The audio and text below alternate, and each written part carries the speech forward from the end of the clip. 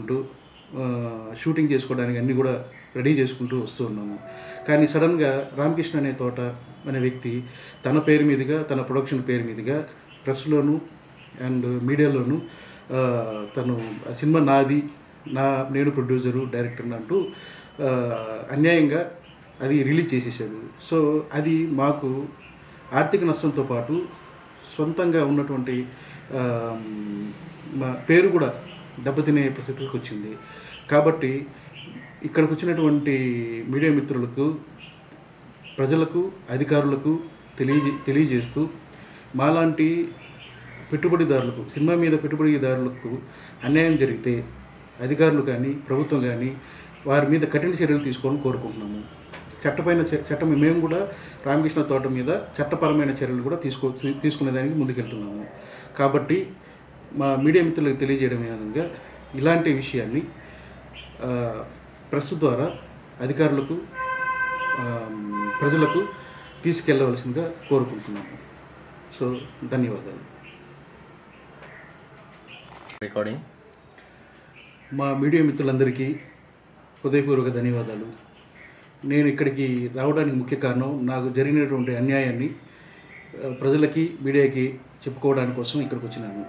ముఖ్యంగా నా పేరు కొండూరు మురళి, కే మురళి అండ్ మరియు బి ఆనందబాబు. మేమిద్దరం కలిసి ఒక పార్వతి ఇద్దరు దేవదాసులు సినిమా కోసం 2 కోట్ల రూపాయలను రుణంగా మాశ్వతి ప్రొడక్షన్స్లో పెట్టుబడి పెట్టినాము.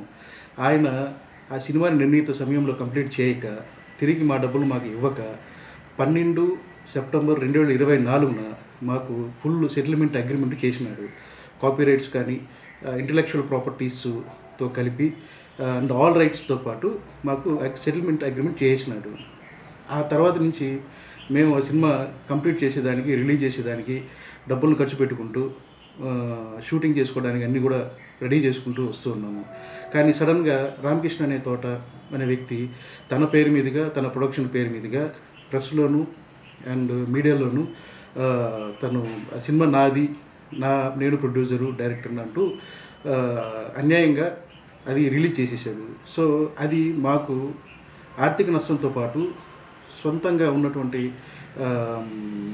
మా పేరు కూడా దెబ్బతినే పరిస్థితికి వచ్చింది. కాబట్టి ఇక్కడికి వచ్చినటువంటి మీడియా మిత్రులకు, ప్రజలకు, అధికారులకు తెలియజేస్తూ మాలాంటి పెట్టుబడిదారులకు, సినిమా మీద పెట్టుబడిదారులకు అన్యాయం జరిగితే అధికారులు కానీ, ప్రభుత్వం కానీ వారి మీద కఠిన చర్యలు తీసుకోవాలని కోరుకుంటున్నాము.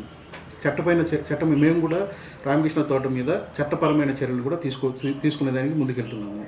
కాబట్టి మా మీడియా మిత్రులు చేయడం విధంగా